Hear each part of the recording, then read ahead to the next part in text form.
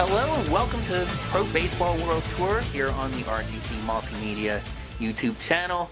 Rick Crabb, joined as always by the ambassador of Taiwan in his palatial estate in New York, Mr. Eric Marenbach. Eric, welcome back, and how was your week, sir? Good evening, Rick. I gotta tell you, never a dull moment, whether it's baseball here, baseball abroad. Had a bunch of cancellations this weekend, particularly in my end of the world, where it canceled your basic Subway series. And it's all because of Miami. Oh, yeah. No doubt, no doubt. We will get into that. We have a few things going on with Major League Baseball. Before we get to that, which is an important story in its own right, also in Major League Baseball, there's a little controversy in San Diego. A young man by the name of Tatis hit a grand slam in a game against the Texas Rangers. The Texas Rangers objected to him doing that because the Padres at the time had a commanding lead, and he was hitting at a 3-0 count. And supposedly that is one of those unwritten rules of baseball, which you shouldn't hit. You shouldn't do. You should just let him take the pitch, which I don't know. I will opine on that, but let me get to an article about that, and some former and current players gave their views on that as well. Like I said, looked like it took place this past Monday night, and this article is dated Tuesday from the Los Angeles Times. Basically, it said, San Diego Padres shortstop Fernando Tatis, one of the most exciting rising stars in baseball, his first career grand slam Monday night against the Texas Rangers. After the game, he apologized because, of course, baseball's almighty unwritten rules were broken. This is according to, like I said, Los Angeles Times columnist Chuck Shulkin. That's his little opinion there within the article. See, the Padres were up 10-3 with one out in the 8th inning. The bases were loaded. Tatis had worked a 3-0 count against the Rangers pitcher Juan Nicasio. And Tatis swung for the fences for his second home run of the night. His blast capped a 14-4 victory, but a lot of folks in Globe Life Park in Arlington were not thrilled with Tatis' actions. Pitcher Ian Gabalt, who relieved Nicasio following the grand slam, threw behind Padres slugger Manny Machado with his first pitch. Rangers manager Chris Woodward later said of Tatis' actions, "I don't think we liked it as a group." And I'll throw in my own little commentary. Machado, I don't know, that poor guy feels like he has a target on his back between his little dust-ups when he was with the Orioles and with the Red Sox, and now you have this going on. So he probably feels like a hunted man now. But anyway, back to the article. Gabalt was suspended for 3 games, and Woodward for 1 by Major League Baseball on Tuesday. Gabalt is appealing his suspension, and Woodward will serve his today. And I'm just going to scroll down. I'm going to go through some of the comments. And basically, the Padres manager was saying, we're not trying to run up the score. We'll grow from. And so they're actually trying to cover their butt and saying, they didn't like what Tatis did either. So I'm going to go down the article had a few tweets from some other players. I have one from Trevor Bauer. He says, "Hey, Tatis Jr., listen up. Number 1, keep swinging 3-0 if you want to, no matter what the game situation is. Number 2, keep hitting homers, no matter what the situation is. Number 3, keep bringing energy and flash to baseball and making it fun. Number 4, the only thing you did wrong was apologize, and stop that." Tweet from another player that I'm sure you have fond memories of, Mr. Reggie Jackson. Quote from him, "Fernando Tatis, keep playing hard and playing great. It's a pleasure to watch you play. Love your success and the Padres' rise to be a winner. Keep leading the way. It ain't easy to hit home runs. Keep bringing energy you have to the game. We need players like you in All-Star." And Reggie actually made it look easy to hit home runs, but I agree with his sentiment. I'm going to leave one more player who was a favorite of mine as a kid, Mr. Johnny Bench.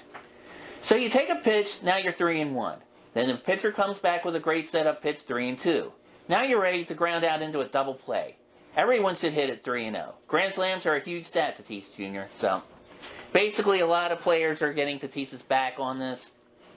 probably a lot of fans too. Probably the only ones who seemed like they were most objective were members of the Texas Rangers who were getting their butts kicked that night. And that's how I feel about it, Eric. Pretty much it's like, Texas, play better, Just pitch better.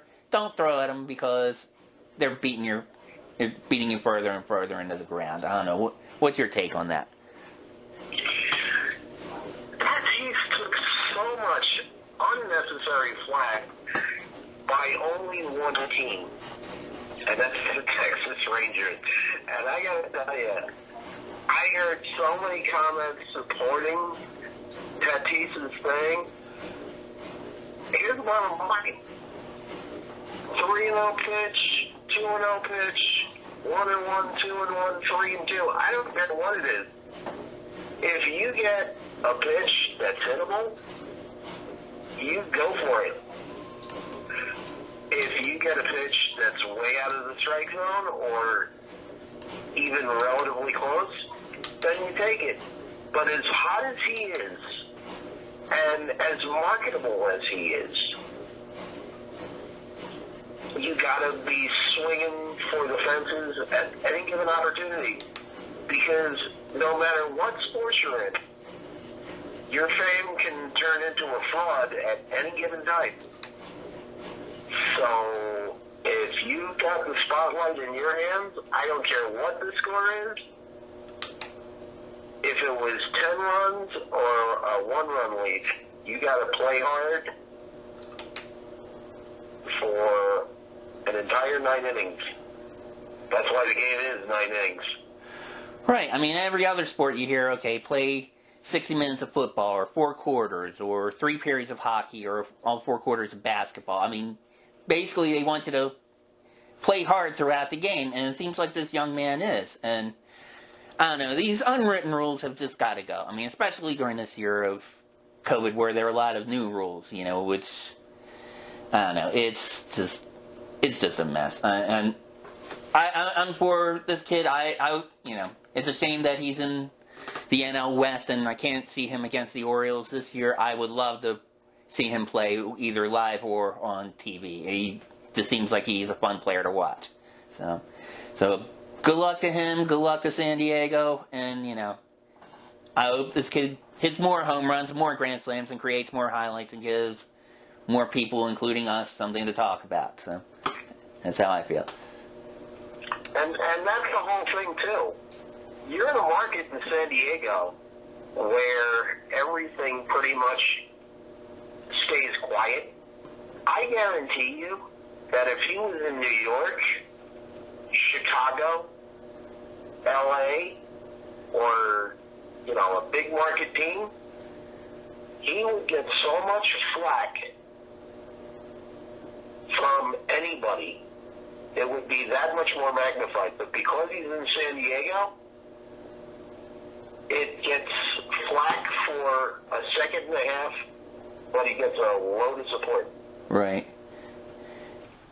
And I know that New York and other cities, as you mentioned, are more notorious for having a press that might be a little tougher with their questioning with the players. But I don't know. Where do you think the flack would come? Would you think it would be from old-line reporters from the New York Times or somewhere? Or you think it would be like just from other teams, like say if he played for the Yankees against the Mets or somebody like that? I don't know. Where do you think that would come from? It comes from reporters that are looking for their 15 seconds of fame. Right. And they will take anything and just blow it out of proportion just because you're in a big market. Yeah, I would imagine especially our friends from our favorite 4 letters from Connecticut, I guess sometimes they would run with that a little bit too. I totally agree with you. Yeah.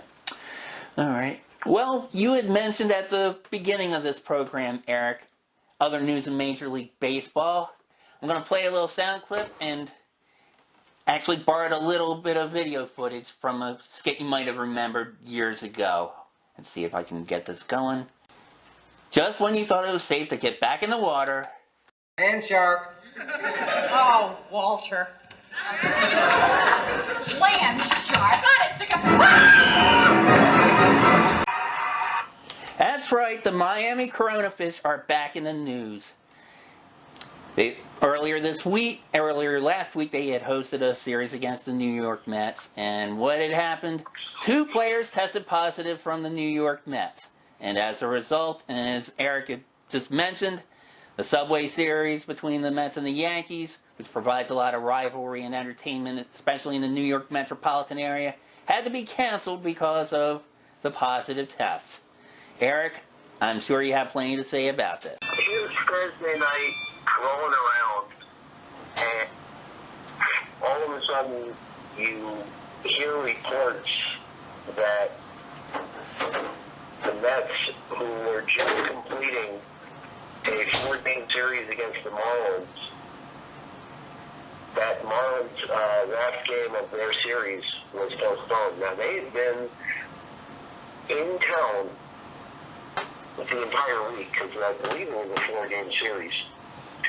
And there was 1 positive player test and 1 staff test that were positive. Now, obviously, unless you're big enough to bring up to the public that you're the one that tested positive, the privacy laws block that from happening. Rumors were swirling all around as far as who the player was, not necessarily who the staff member was. But slowly but surely, you had the feeling in New York that at least 1 game of the Subway Series was going to get squashed. As the afternoon wore on Thursday, the entire series got squashed to basically allow for further testing, contact tracing, etc. So what do? I look for alternatives. Because, quite frankly, I don't go out that much, even with New York being safer than a lot of the other places around the higher corona-populated areas. But I was at the breaking point where I just said enough's enough, and I was looking for other options. And what does a baseball fan do when his local teams aren't playing? Go watch baseball somewhere else. Which is what I did, and I picked on a bunch of 9 and 10-year-olds who I'm friendly with. One of the kids and the parents, basically, ironically, from Yankee Stadium, and went out to Long Island and watched 4 games of kids baseball, because that's grassroots from my perspective. Right. Well, I mean, and I'm sure a lot of people had like alternatives. I mean, I'm sure folks are glad that a lot of leagues are starting to open up again. As far as little leagues and travel leagues, I know not too far from here, a stadium you've been to in Aberdeen, Maryland, the Ripken family has like a big academy there, and they actually have their version of the Babe Ruth World Series in their stadiums, which I don't know if you've been to that. I know you've been to Ripken Stadium itself, but I don't know if you've been to the other part of the complex. They actually have miniature fields modeled after former and current Major League ballparks. Like, they have a little Wrigley Field, they have a little Tiger Stadium, and the main stadium is a scale replica of Camden Yards. In fact, what they use for the warehouse for Camden Yards is actually kind of like the team hotel. It's a Marriott hotel made into a long warehouse, and that's where a lot of the teams will stay. And it's a nice little tournament. I've actually worked at some other jobs near that stadium, and I've actually seen coaches and kid players from Australia and New Zealand and other countries come and walk around, going to the mall or doing what they have to do. But yeah, I mean, it's one of the many things there's been a controversy with, as far as with college sports. Should we or should we not play football, or all this kind of stuff? And I don't know, it's kind of interesting with this year. It's like so many crazy things are happening with that. And so, but I'm glad you got to go to the tournament, and glad that tournament got to go on, and I'm sure your friend and It's kids, we're glad to play, so, win-win-win all around, sounds like. Yeah, and as a matter of fact, since they won all 4 games, they're like begging me to come to their next double. Okay, so you're like their good luck charm now, I guess. Good luck charm at the moment. Yeah, there you go. The second they lose, they'll probably kick me out of the field and ballpark or whatever. But it is what it is. Yeah, maybe. I don't know. Maybe they might. They might make a bobblehead for you. Who knows? They might work. Yeah, there you go. Well, again, Eric. This is how strange of a year 2020 is. As much as I followed baseball and the American League East, I'm actually feeling sympathy for the New York Yankees because this is the second series that they've had to cancel because of COVID testing, yet it's not because of any players on their teams. It's usually their opponents or their future opponents or the opposing stadiums that they're going to. I mean, the Yankees seem like they're doing everything right as far as keeping their players and their staff safe. It seems like things are going against them because of this. It's unfortunate because this is a year that a lot of things happen to go the right way as far as their pitching, as far as certain players excelling in different situations. And then comes the injury bug, which I know in past years they've been able to overcome it with like the quote-unquote next man up theory. I think in this type of a situation where it's a sprint instead of a marathon, that's going to get them in trouble. And that's why teams like Tampa, who basically came into New York earlier in the week and pretty much embarrassed and demolished them with a lot of mishmash type players. I mean, right now they've got 9 pitchers that they originally went with at the beginning of the year. They're all on the IR. And they've been having to pick up guys off the scrap heap. Wow. And sometimes you don't need team chemistry. Sometimes you need a little bit of luck. And luck definitely went Tampa's way as they took over first place. Oh, yeah, and baseball is such a streaky game, too. I mean, whether it's a short season or a long season. And a lot of people keep mentioning, as far as last year, they said if last year would have been a 60-game season, the Washington Nationals wouldn't have even been close to the playoffs because they had a poor start, but they wound up winning the World Series. So, I don't know, it just has to be a team that can be hot at the right time and just forget that it's, this season that it is a sprint instead of a marathon. But I don't know. I guess it depends, like you said, injury bugs and with this corona too. I mean, I guess you can almost add that as another injury, I guess, for lack of a better term. Anything that just keeps the players off the field. But baseball in general, for the most part, you're going to win 60 games. You're going to lose 60 games. It's those other 42 games that are a major factor. There's luck involved, whether you're playing through injuries, whether you have a good minor league system. Those 42 games are the utmost importance. And you don't have that cushion right in the 60-game marathon.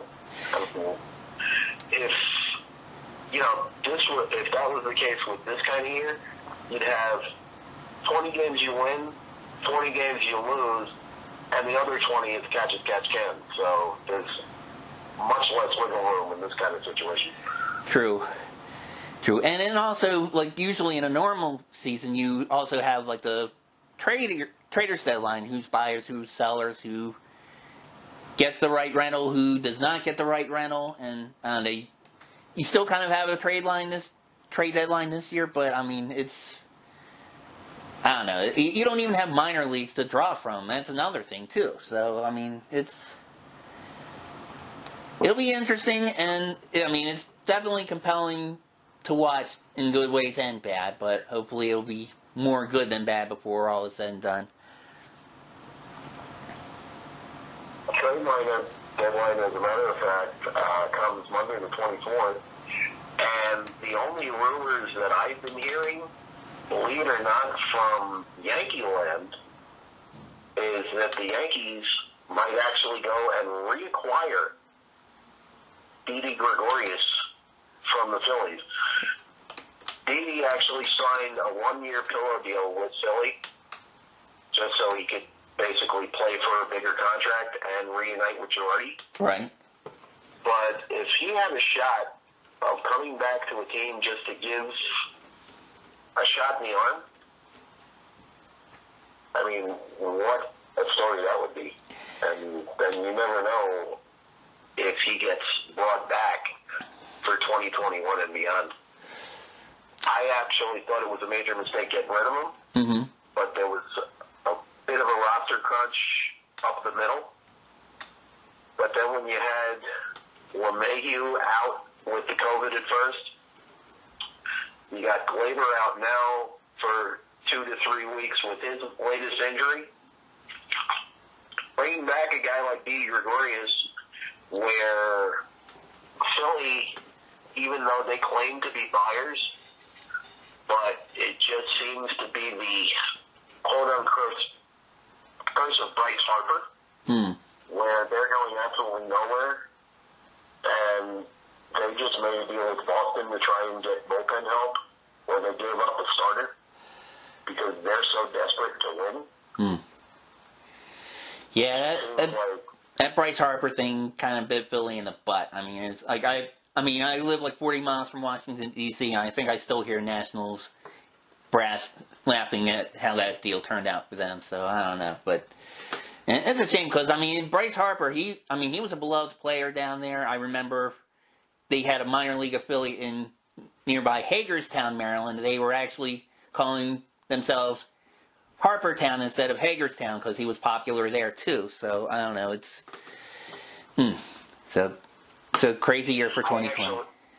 I actually have a meme that somebody gave me last year, and it's basically got a shot of Bryce Harper in his do-rag, and it says up on the top, "Hey Bryce, you want to go to the postseason?"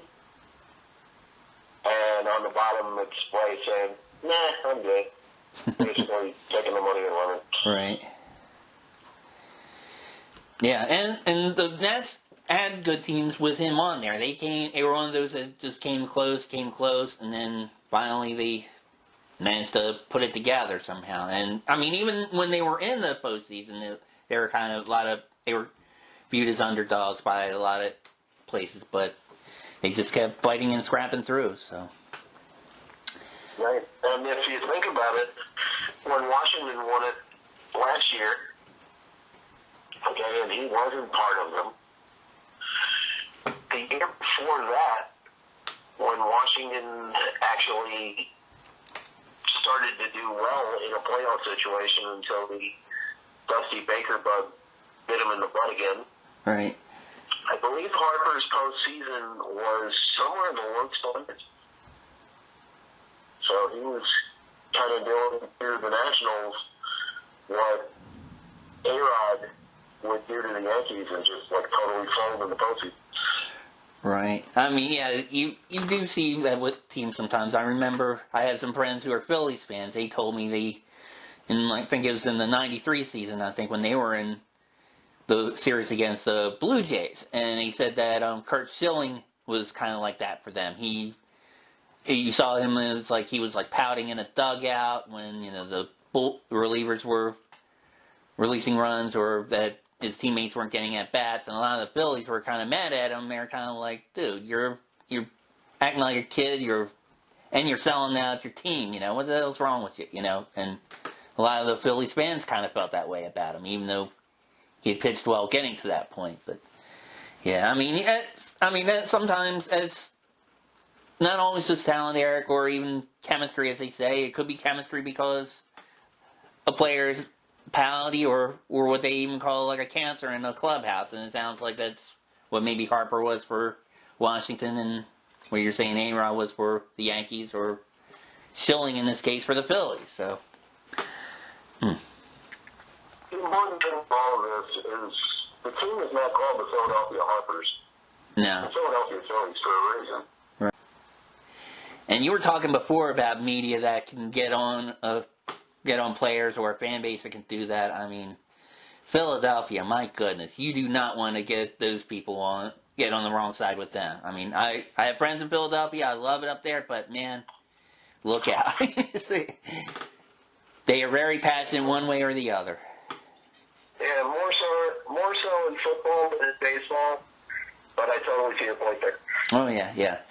Yeah, I agree. Definitely more so in football, and probably even more so in hockey than with baseball too. But it's like, yeah, it can get ugly, or or it can be like the biggest celebration ever. So it's feast or famine in that city. But anyway. I remember the old Broad Street bully in hockey.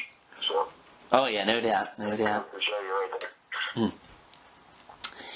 Yeah, I remember before they built the 2 new stadiums, they used to have a statue to that team, I think, in front of the old Spectrum, and then they had the Rocky statue next to it, and I think they obviously moved both. I'm not sure where they moved the Flyers statues. I know the Rocky, I think they moved to the library where Stallone, ran up the steps for and all, but kind of interesting. All right, well, let's get to the standings of Major League Baseball at the moment. We'll go to the AL East first. The Tampa Bay Rays are at 19-10. The Yankees, largely, I'm sure, due to not being able to play against the Mets this weekend, are at 16-9. Followed by the Toronto, by way of Pittsburgh, by way of Baltimore, by way of Buffalo Blue Jays at 13-13. The Orioles are at 14-14, and the Boston Red Sox are at 9-20. Going to the AL Central, we have the Minnesota Twins at 19-10, Cleveland Indians at 17-11, the White Sox at 17-12, Detroit Tigers at 11-15, the Kansas City Royals at 11-17. Quickly, the AL West, we have Oakland at 19-9. Houston at 15-12, Texas at 10-17, and still mad at the Padres. Seattle at 11-19, the Angels at 9-19. Going to the National League, we have the Braves at 16-11, the Corona Fish at 11-11, the New York Mets, because of the Corona Fish, at 12-14 partially, the Nationals at 11-14, the Phillies at 9-14. NL Central, we have the Cubs at 17-10, Cardinals at 19-8, Milwaukee Brewers at 11-15, Cincinnati Reds also at 11-15, and the Pittsburgh Pirates at 7-17. Going to the West, we have the Dodgers at 21-8, the Padres at 17-12, Colorado Rockies at 13-14, Arizona Diamondbacks at 13-15. And finally, the San Francisco Giants at 13-16. And those are your standings for the week for Major League Baseball. Any thoughts on any of those, Eric? Or? Well, I just hope that there's no problems and everything is business as usual. You're going to have the Cardinals trying to make up as many games as possible. You're going to have few other doubleheaders this week, and I just hope everything is business as usual, and there's no. Now, one thing I've noticed, I'm wondering if this is just a coincidence or it's a pattern. It seems like all the teams, and maybe it's because of the division, because the Florida Marlins are in it. It seems like it's all National League East teams that are getting affected by this almost. You have the Marlins testing positive. They're playing the Phillies. The Phillies are scared to host any games because the Marlins just let their clubhouse and maybe leaving the coronavirus behind. Yankees won't play them. Yankees can't play the Mets because the Mets caught positive results after playing the Marlins. I mean, it's just a mess. I mean, it has to wonder. I mean, you kind of want to say, okay, yeah, tests are spiking up in Florida, but you have your bubbles in Florida. You don't hear anything about this in the NBA or the women's soccer or Major League Soccer or anything like that. And the soccer leagues have actually gone back to playing at their home pitches, I guess. I don't know. Is it something? Are you hearing anything else about what the Marlins are doing as far as, is it something specific to that team? Because I'm wondering if it's just, I used to think it was just because Miami is scary with the coronavirus, but I don't know. You don't hear anything from the Tampa Bay Rays, any problems with them, though. I'm wondering if it's just specifically with that team. I don't know if it's the team per se, but I do know, just from looking at the numbers, that, okay, the Florida cases are still high even though they're leveling off. But if you look at the state as a whole, a majority of the cases are on the east part of Florida. When you go Miami, up to Broward, up to Palm Beach County. The rest of them are pretty much subsided. And again, the whole thing is unexplainable.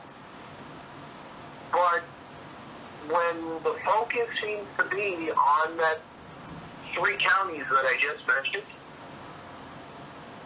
I don't know what you can do at this point other than just suspend them out. Right. Yeah, I mean, and it doesn't seem like the political climate wants to restrict things any further than that down there either, so... No, because right now you're too close to election time. I think, 73 days and counting to our wonderful elections coming up, and the Democratic convention just ended, and the other participants, I refuse to mention the party, but the other participants start up theirs tomorrow. Right. Oh, it's going to be a dogfight, and you're going to have numerous confrontations about other things involved in the entire country, not just with the virus, but with other systems as well, and it ain't pretty.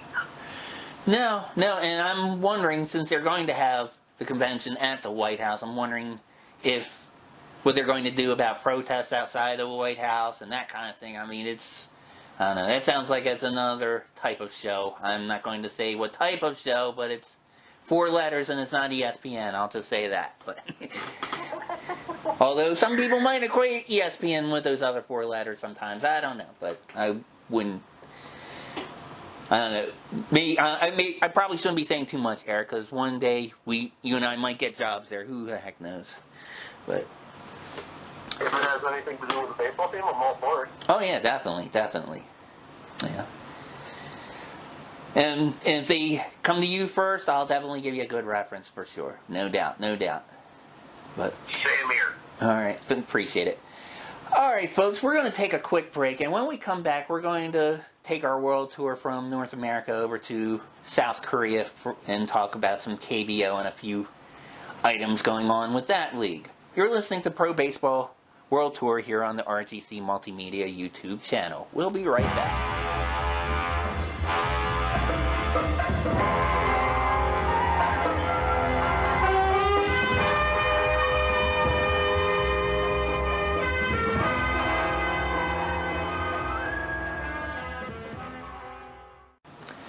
Alright folks, welcome back to Pro Baseball World Tour here on the RGC Multimedia channel. Rick Crabb, Eric Marenbach, and as promised we are sending our world tour over to South Korea and the KBO. A few stories going on with that league, Eric. We were talking about COVID in North America with Major League Baseball. Daniel Kim has tweeted on a couple of occasions and also mentioned on ESPN KBO broadcast that the Korean government, their own version of the CDC, is expressing concerns, and the KBO is concerned that they may actually have to postpone some games as a result of this. As of this recording, they have not done this yet, but they may do it in the week following. Now, Eric, you and I were talking about this off the air. It seems like different countries have different numbering systems as far as level 1, level 2, level 3, level 4. And it seems like in our country, or at least some like the state and local jurisdictions, it seems like level 1 is like the worst case scenario, then level 2 is a little better, level 3 is a little better. With Korea, it seems like the exact opposite, because they're worried about going from level 3 to level 2, and they're concerned that they won't be allowed to have any baseball games because of the amount of people in assemblies allowed by the governments. And I do want to stress this, though. There have been no positive tests within the KBO with any of their players, any of their staffs, any of their teams.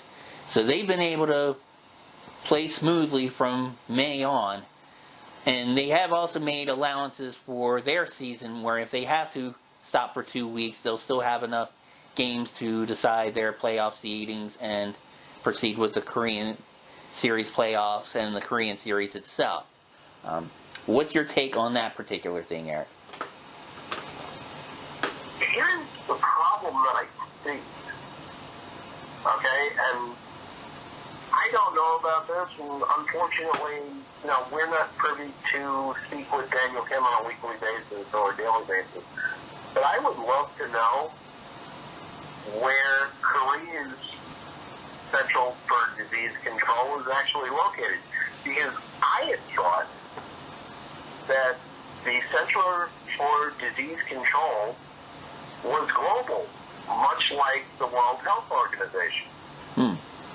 So, if you're having the global pandemic that it is, and of course, if you remember a couple of months ago, the USA decided to bow out of the World Health Organization, but they're still taking the advice of the CDC, as planted as it may be. Why is Korea getting different information from the CDC? Or are we really calling it their CDC, where it's housed in a different type of situation? That's a good question. It seems to me it's kind of like it would be South Korea's own CDC. I'm guessing that it might be maybe a generic term, because I agree. I thought at first it was like the World Health Organization. It was universal, where they would be tracking things, but apparently it's per country, and probably for South Korea it's probably a good thing because they seem to be monitoring it and doing pretty well with it. And I think you and I joked about this on previous episodes. A lot of churches there are overcrowded, and a lot of people are blaming the spiking cases on that. And yeah, it makes you wonder. But I hope the KBO can keep going. As lost as you were without the Subway Series this weekend, that's how I am in the mornings during the week. It's kind of like, what do you mean there's no KBO? And it's like even games when it seems like, because of the close proximity of these teams, every game is rained out, unless there's a game in Kiwoom.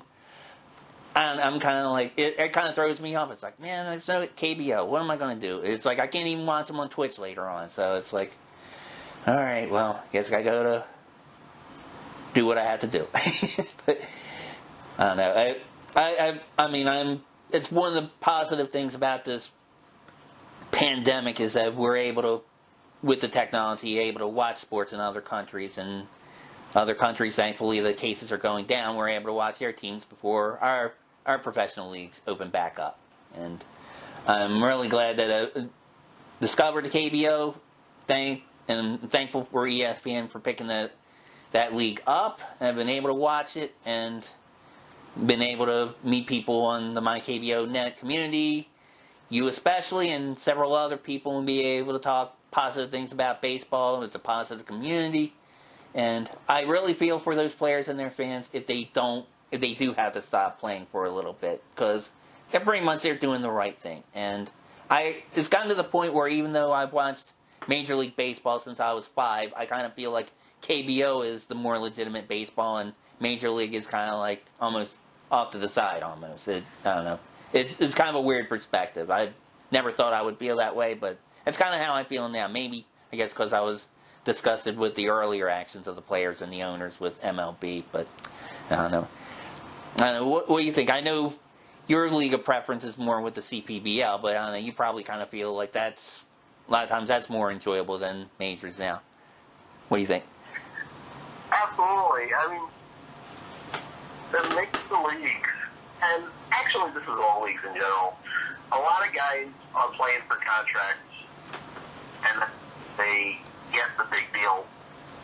They kind of slack off a little bit.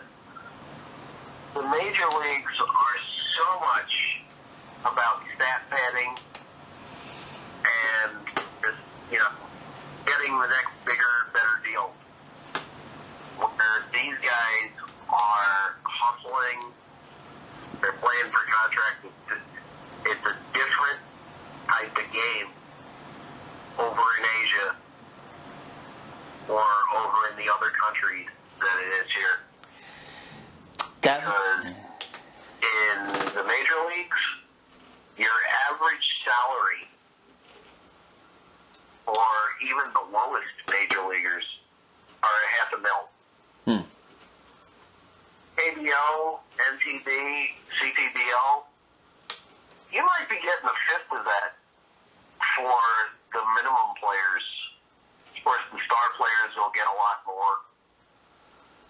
But, and granted, the cost of living is definitely relative to the contract, but you're getting a lot more hustle over there than you are here. And one thing I saw in one of the ESPN broadcasts, and Daniel Kim was asked about this, it was like the management style for that league is a lot different too, because they were even saying that a lot of like the foreign players that are former major leaguers, they're used to basically being catered to a lot more. And the Daniel Kim was like saying, basically said that some of the KBO managers are like, they don't care. They, it's like they don't care if you're a high paid foreign player. I mean, if they think you're doing poorly, if you're in a slump, they'll send you down to the minors. They don't care if, I mean, I heard one thing that was ridiculous. The Dinos were even talking about sending Altair down. And it's like, I think, God, that's ridiculous. He's like one of their star players, one of their high-profile players. But KBO, man, they just try to manage on equal footing. I mean, it's whether you agree with it or not, that's kind of how they are. But it's...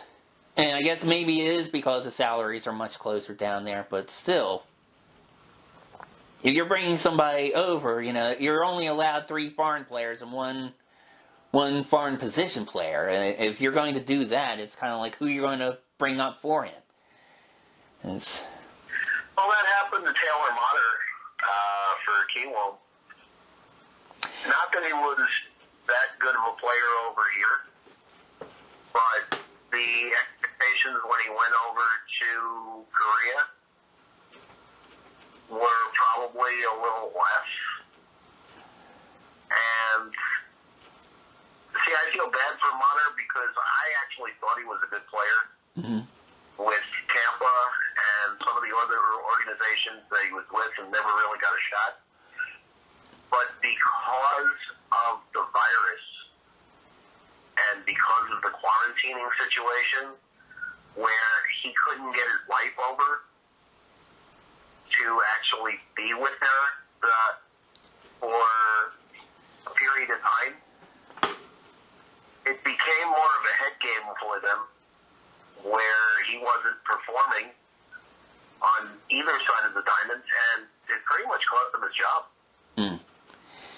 Yeah, I mean, obviously, I don't think you or I will ever have that opportunity, but that has to be difficult. I mean, you're adjusting, you're traveling around the world, you have a culture and language difference to deal with, and you're worried about your family not being able to come over, and then you're worried about how they're doing with the virus. They're probably worried about how you're doing with the virus over there. It has to be tough for a lot of these players. I mean, how they're able to adjust to it. I certainly don't think I could do that. Put it that way. Different players adjust to it in different ways. Yeah. And unfortunately, Motter might work out.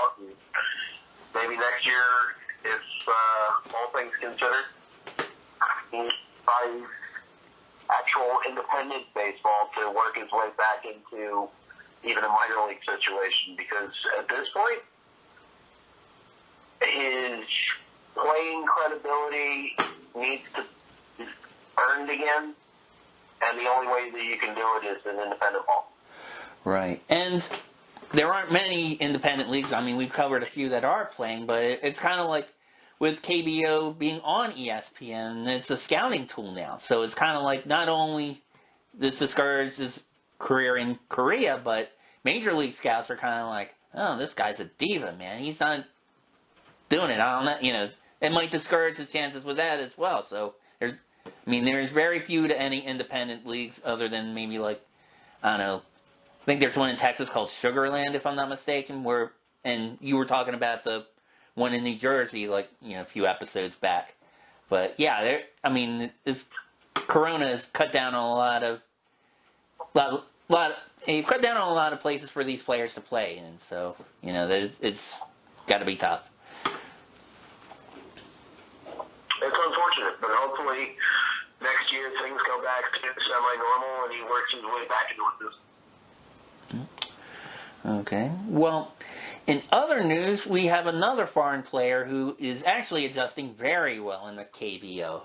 According to Dan Kurtz, as of Friday, the LG Twins' Roberto Ramos. He hit his 27th home run of the season, and he set a new LG Twins record for most home runs in the season by a foreign player. He said previous records, it was tied with Pedagin and Luis Jimenez. They were tied at 26. Now, we know he doesn't hold the league record because I think at that time he was 3 homers behind Mel Rojas.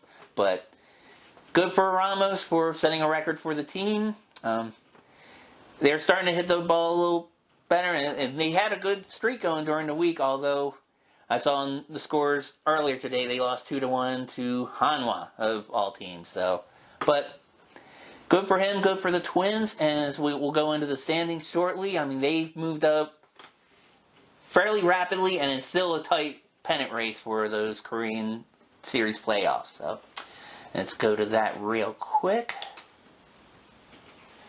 For the standings in the KBO as of today, as of August 22nd. Looks like, I'm not going to go through the scores other than the one that I mentioned. It's just a surprise that it's just Hanwha, you know, being a dog, eventually getting to bite his tail every now and then. But alright, so we have NC Dino still in first place at 51-32-2. Then we have the Kawum Heroes at 55-38. The LG Twins, they're at 51-38-1. Doosan is still close behind at 50-38-2. The Wiz are now in the 5th spot. They're at 46-39-1. And close to them, we still have the Lotte Giants at 44-40-1. And the Kia Tigers at 45-42. And then at 8, it starts to level off with the Samsung Lions at 41-48-1. The Wyverns at 30-59-1, and those Fighting Hanwha Eagles, despite their win against LG, at 24-63-1. So you still have a tight race in the KBO. Looks like the top 7 teams are still battling out, and not just for the final 5th spot. I mean, some of them are pretty close to getting the top spot and advancing all the way to the Korean Series. So still a lot of fun baseball going on with the KBO, and hopefully it'll stay that way, you know, because of the Corona concerns that we addressed. Well, I mean, worst comes to worst is they have to go back to no fans in the stands just to complete their season. I think they're better off doing that and getting in as many games as possible rather than squashing the season. Right. Okay, you're losing revenue, but that's why a lot of these teams and certain marketing companies were catering to the abroad once the product became global via ESPN and other media means to get the game to reach us in the States and to have us buy their materials. Right. And a lot of people don't realize with ESPN, it's not just the United States. They ESPN's available in several countries. Mexico, I understand, was their broadcasts were popular there too, largely in part of Roberto Ramos, a lot of his fans, and some maybe other Latino players as well. But ESPN's probably in. I'm going to guess, I'd say in at least 20 countries at least, as far as on a regular basis. And a lot of other countries can, probably get them on satellite and online and that kind of thing as well. But so, this has been created definitely a lot of international exposure for the KBO. And we've even seen where it has drawn fans from other countries. Like, for example, you've probably seen from the My KBO Net group that another YouTube show, which is I highly recommend, called the KBO Grand Slam. They have players. One of the main hosts is from Ireland, and he had never watched baseball before watching the KBO, and he's probably about as hardcore of a fan of that league as you can get. So good for the KBO. Their international exposure is well deserved, and they've definitely made a fan out of me if I haven't made that obvious and throughout this show. But. And you know what? Not for nothing, but yesterday, Wyvern's pitcher, KK Kim, got his first big league win for the Cardinals. So, Korean baseball, even in the States, is growing. And even though the Wyverns aren't doing so well in the KBO standings, it's definitely making some players pay attention and some fans pay attention to the league of his roots. Yeah, KK is definitely hugely popular there, because I think on one of the Twitch broadcasts I saw, they actually, I'm not sure if it was NBC or SPO TV, one of them, he did like a little montage of him and like had him talking in Korean. I guess he was like saying thank you to the KBO, and he was like looked like he was in the Cardinals, I guess, summer training facility, for what you can call it now, and he was getting ready to practice with them, and then they showed him walking to the mound for the first time in a St. Louis uniform. And then shortly right after that, they had an ad for MLB The Show, and they had him, I guess, as their cover model, for the game being sold over there. So good for him. It's any positive you can see for baseball, that's good, and it'll be pulling for him too. And I'm sure the Cardinals are glad to have him as well. So, okay, so like I said, those are your standings for the KBO and some news items there. Eric, do you have any further comments about that, or? Well, let's go basically to my end of the spectrum, which coming up next year.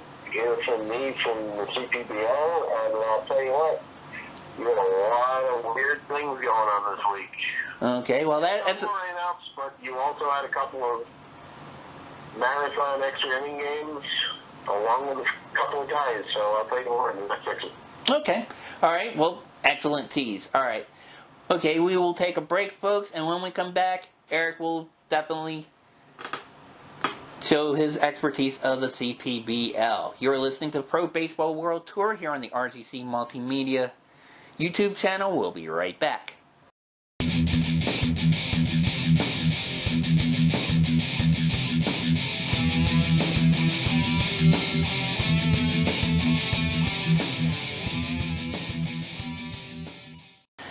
Alright folks, welcome back to Pro Baseball World Tour. Rick Crabb, Eric Marin back. And as promised, Eric has several news items regarding our friends in Taiwan and the CPBL. Alright, Eric, take it away. 2 shutouts today. Okay, one was actually a complete game by the Fubon Guardians, 6-0 over Ragavan. And the other game, which the Lions beat the Brother Elephants by a score of 4-0, went the maximum 12 innings with all 4 runs being scored in the top of the 12. Oh, jeez, it was. You've actually had a tie this week, which was earlier in the week between the Lions and the Elephants. That was one of those 8-8 games. You've also had a game that was interrupted by a rain delay, and then there was your basic, how do I call this sarcastically, non-pitcher's duel. Oh, good. Gosh. And the actual game itself, without the rain delay, was pretty much 6.5 hours long. Oh, gosh. It was a 19-3 score, brother over the Lion. Wow. So you had your marathons, you had your close games, all in front of the excited fan base that Taiwan brings, and just every day is such a blessing over there, and they have managed whatever they went through so much better than everybody else, and it's just a pleasure to see every day. It really is. They kind of sound like how they used to describe the postal service, through rain, through sleet, through snow. With Taiwan, it's through rain, through sleet, through bird attacks, through earthquakes, through everything. They still get the games going, so good for them. They try their best. I got to hand it to them. Their tarps and drainage system aren't the best, but at least they haven't gone through what they did in June, where they had a good part of rainy season, cost them a week and a half of games, which they had to make up at the end of the first half to finish the first half up. But, Yeah. Yeah, it's with proximity of teams with these leagues. I mean, we've seen that with Korea. I guess, like I said, it was rainy season there, so it affected everybody going on there. So, okay, so I'm sorry. Go ahead. The good thing is that the distance between these teams in the stadiums that they play in, I believe your max travel time is 2 hours. So it's not terrible. All right. That makes things interesting, I guess, too, for, fans of the visiting team. I mean, they're able to go see their teams very easily, I guess, too, so. Yeah, the chances are the same. Whether it's home team or road team, right. You get more of background noise being the home team with the trumpets and everything else on, but you'll still get your loyal travelers that will come in bunches, and I know for a fact that usually the visiting fans are more in the outfield boxes, but with COVID the way it is, there's no specialized sections anymore. No. Probably playoff time when, as always, and this is in any league, you get more of a crowd during Taiwan series time and postseason than during the regular season, for sure. Because it's more on the line rather than the marathon season that it is. Right. And I imagine, too, with some of these leagues where, there's not only the spacing between the fans, you also have, spacing, I guess, from the field, too. I know they were talking about this with the National Football League, for example. They were saying, in Baltimore, they were, saying they were going to close off, the first 8 rows from the field itself, and then just start selling their tickets from then. And, of course, there's doubt if there's even going to be any fans in the stands now. I don't know. But I guess, I know with Korea, I know they were, spacing them, everybody, a seat apart. And I don't know. Now, have you seen that with Taiwan, or is it almost like business? Seems like it's almost business back to normal with them. It's pretty much business as usual. And like I said, more people do tend to want to sit closer to the action as far as infield versus outfield. So it's no longer like the visiting fans stay in the outfield and the home fans stay in the infield sections of the stadium. But for television purposes, having everybody all in the infield bowl, so to speak, Right. It just makes it so much better for not only television, but for actual fans screaming, cheerleaders, the whole aspect of the thing. Well, that's good to see, and obviously, it's enjoyable baseball for you and the many other fans of the CPBL. All right, let's go to the standings real quick. We're in the second stage, of course. The Uni Lions are in first place right now, 12-9-1.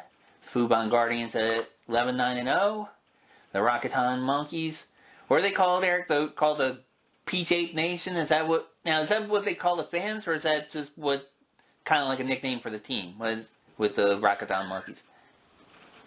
Well, see, the old school people are still calling them the Lamigo Monkeys, even though they sold Lamigo, who I believe that company is a shoe company, sold out to Rakuten, which, of course, you and I and a whole bunch of other people know Rakuten more as like a marketplace conglomeration.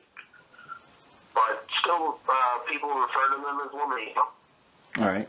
And it's the name of the team, the sponsorship changes, but it's still the Monkeys in general, so they'll still have their fan base. I guess it's kind of like how in Korea, I guess, with the Doosan Bears, I guess some of them maybe refer to them, think of them, remember them as being like the OB Bears or something like that. I guess it's kind of a similar situation. But absolutely. All right. Well, anyway, so the Rakuten Monkeys, they're at 10-11, and the China Trust Brother Elephants are at 8-12-1. So still close race there, and it will always be with the four teams battling it out, but providing multitudes of entertainment nonetheless. So, all right. So, Eric, any further comments regarding the CPBL?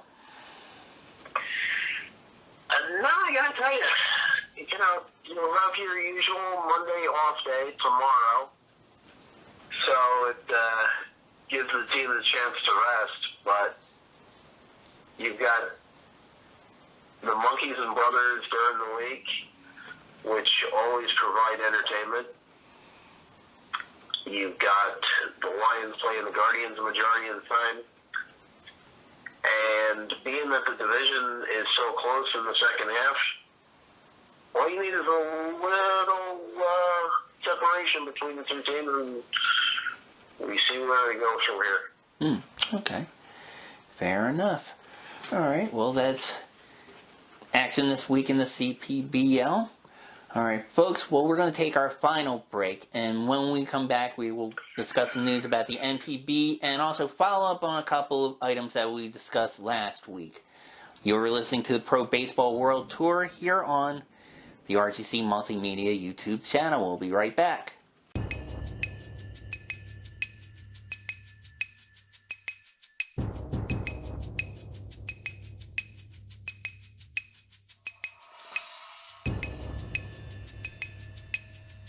Alright folks, welcome back to Pro Baseball World Tour here on RGC Multimedia. Rick Crabb, Eric Marenbach. And as always, we now move our World Tour over to our friends in Japan and the NPB.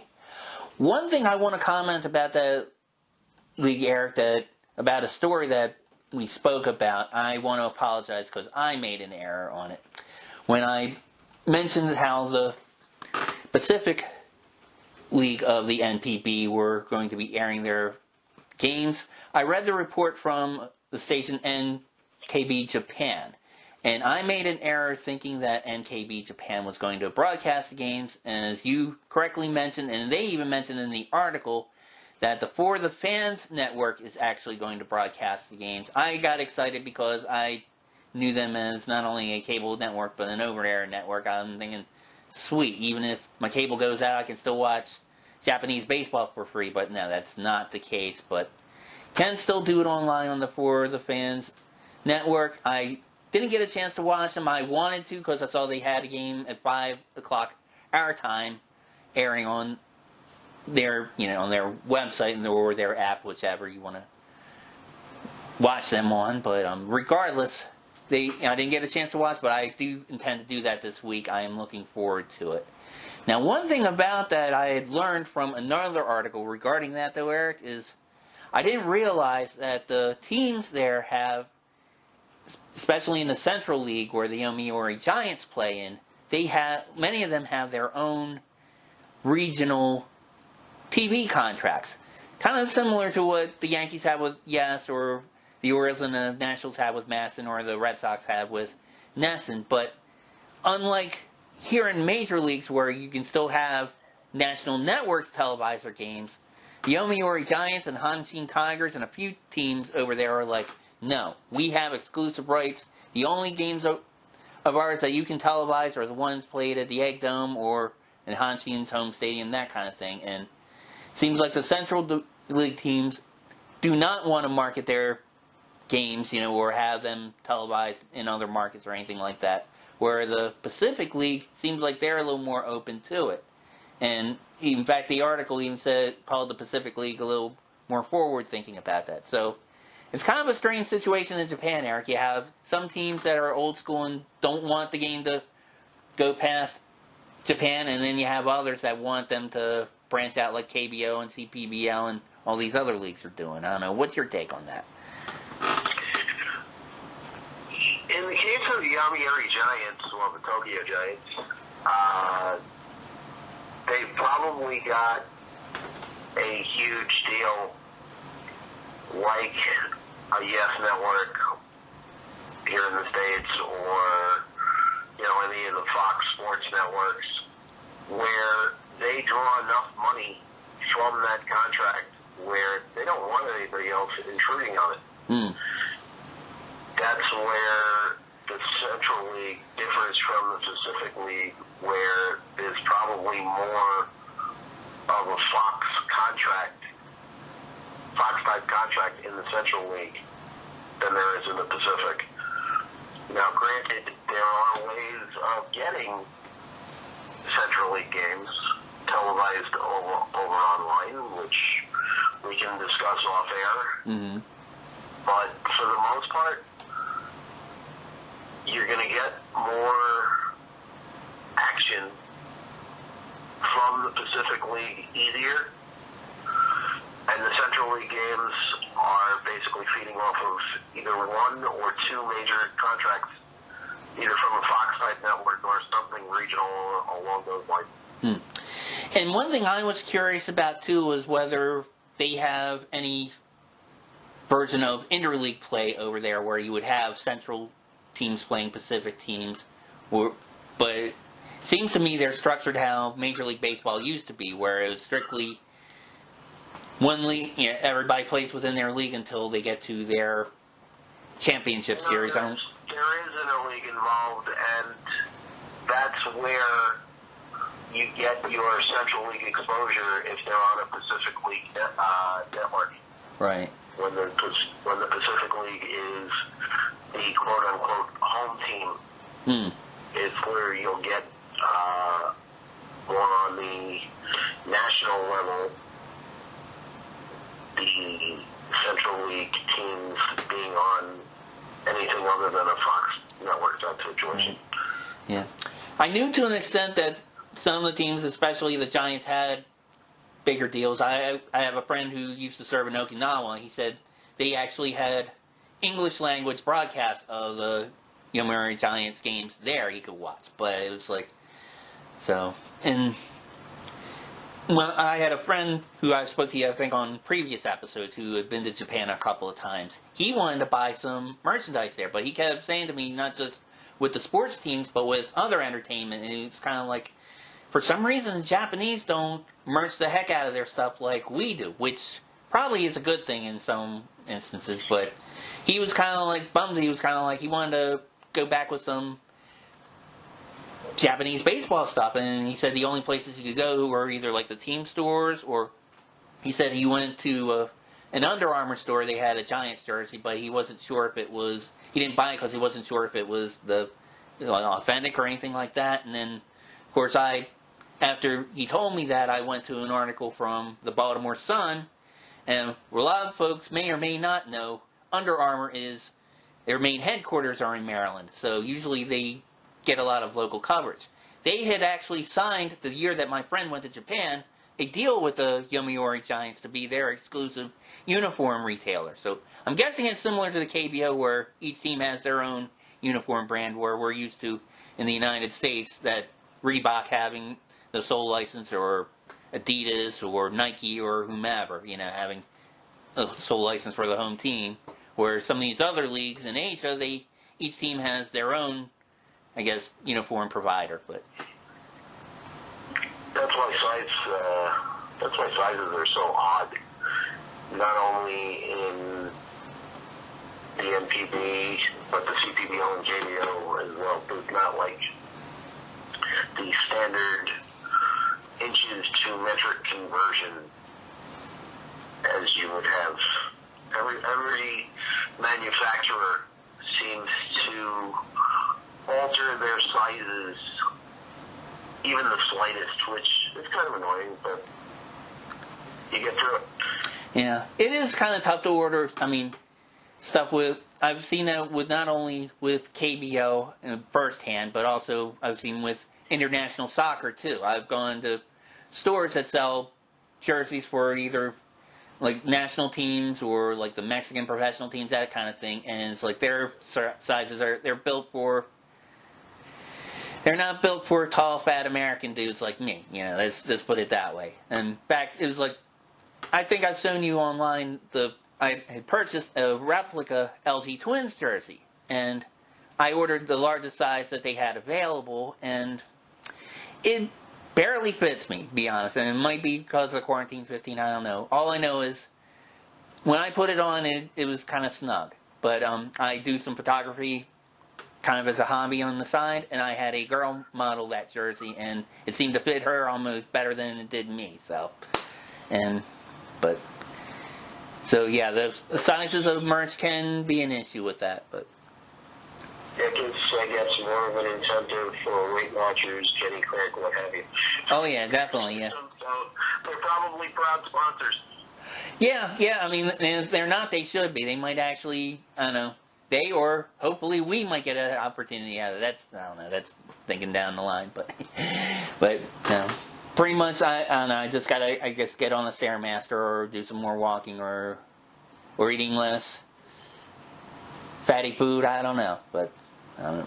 We'll see. Anyway. What's that? It's motivational anyway. Yeah, definitely. All right. Well, we will. With that in mind, let's go to the standings of the NPB at the moment. The Central Division first, absolutely. Okay, we have in first place the Yomiuri Giants at 30-20-3. The Yokohama Bay Stars at 27-26-3. Shinichi Dragons at 26-27-4. The Hanshin Tigers at 24-27-3. The Yakult Swallows at 23-26-5.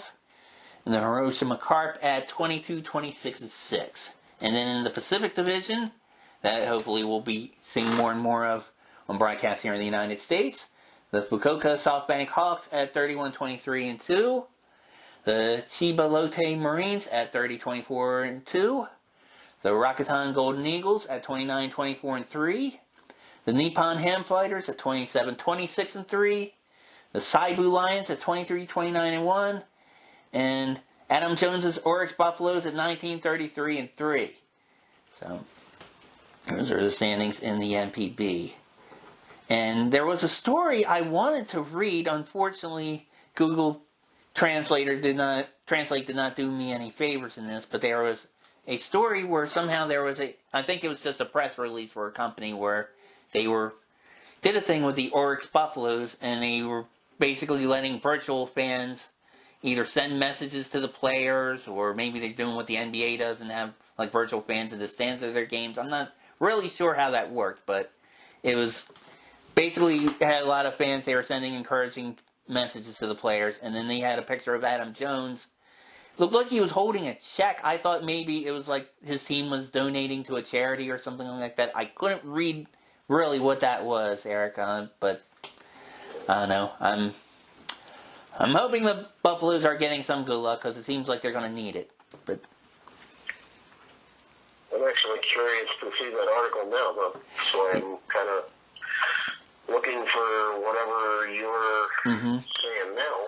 I think, well, yeah, I saw this earlier in the week. I think it was our friends in the Baseball Pacifica group that had something about that. But like I said, it even had a link to their website, and I was able to Google Translate to that website, which was just basically, it was a telecommunication company. I think it was just to promote that what they use for their virtual meetings, that kind of thing, and they were using it for baseball fans to talk to or ex-Buffalo players, but I don't know. It's kind of cool ring. Yeah. And it's kind of a cool thing, and it's cool to see what these Asian leagues, with their technology, the way they use it, the way they've been being creative as far as interacting with their fans, and I don't know. Some things I wish our teams and leagues should have picked up on, but I don't know. Some leagues are being creative with them in their own ways, but I don't know. I still like how the KBO is doing some things with their baseball compared to what Major League is doing with how they interact with fans and such, but whatever. Alright, do you have any news or comments regarding the NPB? Because I have a couple more things to wrap things up with if you do not. Yeah, let's go for something new. Okay. Well, one thing that is not new, we spoke a little bit about last week. We were watching through Sarah Palin's window and watching baseball in Russia. I tried to give that channel a little bit of a chance. Basically, they're called the Rus Star Arena channel on YouTube. I subscribed to them, and I watched a few innings of them yesterday. I agree with your assertion. I think off the air you had mentioned you saw like a picture of their field. It looked like a video game. Did you have a chance to watch any of their games? Or I know you were watching the doubleheader this week with your friends, but I don't know if you saw anything during the week or anything like that. Actually, no, I did not. Okay. With the CPBL having most of their games, and me basically trying to soak in as much MLB as possible through the MLB package, I did not have a chance to get to Russia or anything else that was of major Gotcha. concern. Okay. Well, I watched it, and these were some observations of it, and I'm going to be showing footage of this, folks, as we're talking. Their presentation, I will give them credit for presenting something new, because it's kind of like, you figure, okay, how many ways can you present baseball on TV? It's almost like how many ways can you make a peanut butter and jelly sandwich? There's only so many ways. But I will give them credit for trying new things. And one thing they did that was kind of a strange outlook, but it was kind of interesting to see, though. On their screen, they show simultaneously 5 camera angles, okay? What they do, as I mentioned before, how you compared it to a video game, it kind of reminded me of an old video game. And when I say old, I don't mean PlayStation 1, folks. I mean old video games for me and Eric as far as Atari 2600 or in television. Because one thing they did was they took a close-up of their scoreboard. And they actually showed across the top panel of the screen the scoreboard itself. And then under that, they had kind of a bird's eye view of the whole field, where it looked like it was kind of like above home plate, I guess like at the top of the stadium or a press box or whatever. Then they would show, to the right of that, they would show close-ups of a camera from where you see the pitcher with his back to the camera. And then they show a close-up of where you see the umpire, batters, and catchers with their backs to the camera. So you see close-ups of what the pitcher's throwing. You see a close-up of the pitch going to the home plate. The only thing that was missing was you did not see a camera once the ball hit left the batter's box. Like if a ball went out to the infield or even to the outfield, you couldn't see where the ball went. And you could only tell by what the players are doing, like if the ball is caught and you saw if it was caught for an out, or if it was not an out and you saw the players running the bases. It was kind of weird. I guess we're kind of spoiled with that with other baseball broadcasts, Eric, where, you're used to seeing once a ball is hit, you see quickly switch to the outfield or the skin of the infield or whatever, a different camera angle. But I guess this company doesn't have the budget of Major League Baseball or KBO, and you don't have that. So it was kind of confusing to watch for a little bit. I didn't watch too much of the games because of that. And I was able to use Google Translate as far as the cities or the names of the teams that were playing, but apparently these games were part of kind of a playoff tournament, and one was even called for the Russian Championship, so I'd have to get some more results on that. But when I did watch these games, though, Eric, a lot of times it's like they say the journey's part of the fun as far as getting somewhere. I tried to look up further, try to find out some more information about these teams, about this league, kind of thing. And I went to a website called the Russian Baseball Federation. Sounds like something Vince McMahon would own, I don't know. But I went there to try to find out more information about the teams. Did not really see that, just saw more news about the Russian national team. I saw that the commissioner of this league was a woman, and then they had links to other things from what they call the World Baseball Softball Confederation, which I think is a governing body for those sports in Europe, and came across this game called Baseball 5. It was something that they introduced maybe 2 years ago. I think they're even trying to make it kind of like an Olympic event, maybe.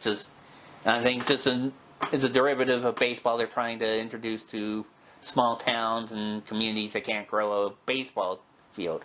I think you and I talked about this a little bit off of the air. Did you get a chance to see any of that, even just like pictures of it or anything? I know you just mentioned you were watching the other baseball leagues, but did you see anything about that at all? Just like even like a blip or... No, not at all. And when you mentioned the WBSC, which is the World Baseball and Softball Commission, they are actually tied into another organization called the IBAF, which is the International Baseball Athletics Foundation, which ranks the top countries as far as their baseball products, or as far as any of the other sports, how each country ranks in the world. That's how the Premier 12 tournament that's run every 4 years comes into existence, where the top 12 teams ranked internationally between the WBC, or the WBSC and the IBA. That's how they're formed. Interesting. So it's kind of like FIFA with soccer, I guess. It's kind of the same thing where they have the qualifiers and all that kind of stuff. Okay. Exactly. All right. Well, they introduced this game called Baseball 5, and I'm going to show footage of this as we're talking, folks, but I'm just going to quickly through the rules of it. Mainly the reason why it's called Baseball 5 is because this game has 5 players on the field, and they play 5 innings. And what they do is they play usually like on an asphalt court. Looks like it could be something like you would see like on a basketball court or on a street. And the field itself, it looks like it's square-shaped of 18 meters or 59 feet per side, which is one of the corners that coincides with the home plate. They have a batter's box that's about 3 meters or roughly 10 feet per side. And how they do it is you don't have any pitchers or catchers. Literally, the batter kind of serves a ball, kind of similar to like what you see like in a volleyball. And it looks like it's kind of like a hard rubber ball, similar like you see in lacrosse. And what they do is they serve the ball, and it has to bounce on the field at least once, 10 feet away from home plate. If you do not bounce it, or if you palm the ball and hit it out of the ballpark, or if you hit it in foul territory, you are called out. And so basically you have the 5 innings, and each team can have a maximum of 8 players per team, but 5 on the field. You could have your 3, backup players, I guess. And other than that, it's the same rules as baseball. You're out by either being tagged out, forced out, batting out of order, or with these new Baseball 5 specific rules, hitting it in foul territory, or not hitting the ball far enough, or hitting it too far without a bounce. So the game itself looked like a lot of fun. They've had tournaments. I saw a few clips of tournaments in Paris. Saw one in Venezuela. It looked like a lot of fun to watch and to play. The leagues are co-ed, the teams are co-ed, and they had a kind of a Central South American tournament in Venezuela, where it was Venezuela, Puerto Rico, Cuba, and another country, I think, involved. And it looked like a lot of fun. It looks like they're basically trying to bring baseball to poorer cities, poorer countries that can't afford to have a grass field, but looks like what they're trying to do is just basically saying, all right, you can just draw lines on a court or an alley or whatever, and you can play baseball this way. And I don't know, I thought it was something interesting to watch. And folks, if you see this footage, you have any comments, let me know what you think about it, and let me and Eric know about it. Ask questions. With tomorrow being an off day in Asia, it might pay for me to take a look at it. Mm-hmm.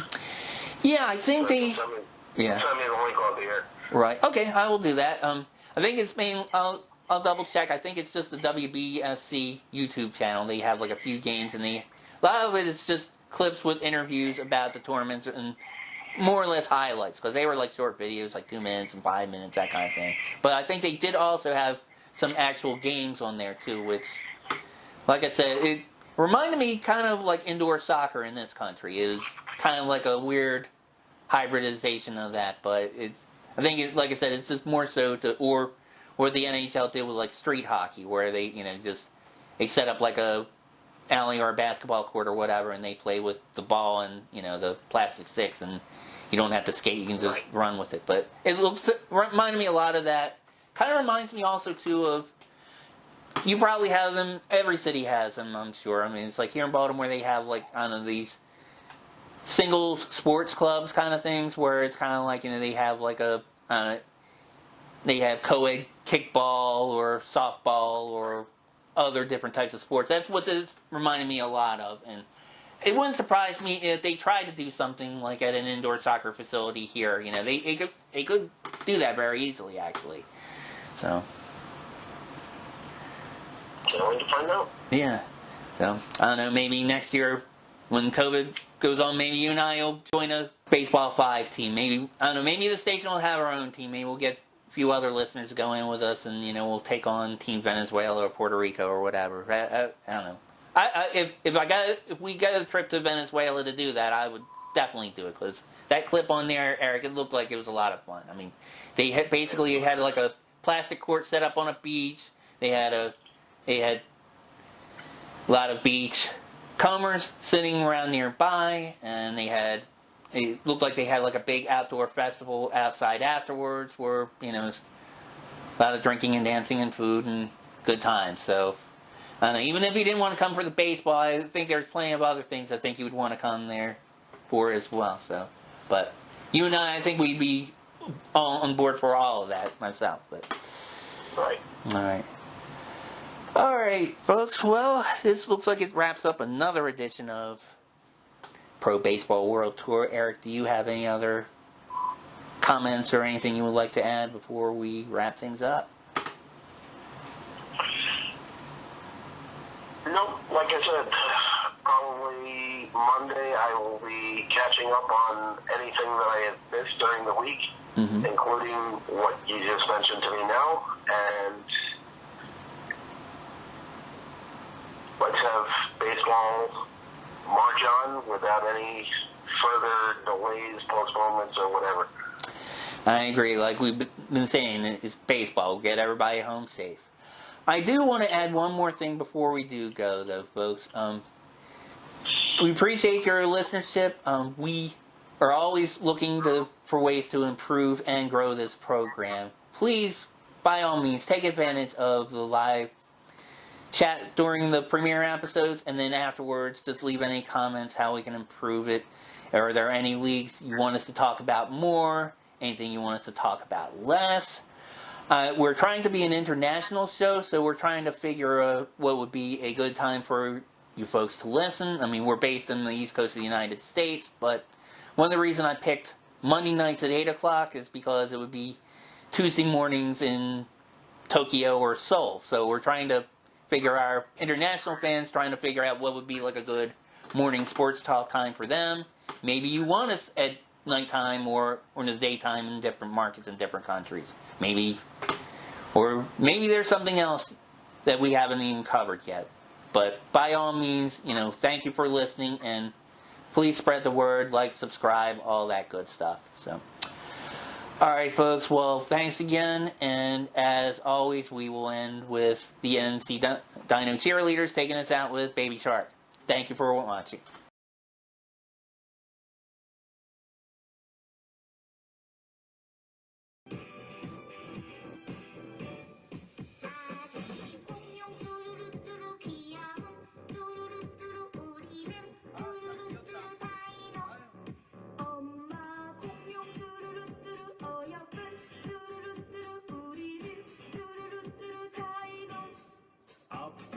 공룡 뚜루루뚜루 힘이 센 뚜루루뚜루 우리는 뚜루루뚜루 다이노스 NC 단디 뚜루루뚜루 용감한 뚜루루뚜루 우리는 뚜루루뚜루 다이노스 NC 세니 뚜루루뚜루 듬직한 뚜루루뚜루 우리는 뚜루루뚜루 다이노스 오늘도 뚜루루뚜루 신난다 뚜루루뚜루 춤을 춰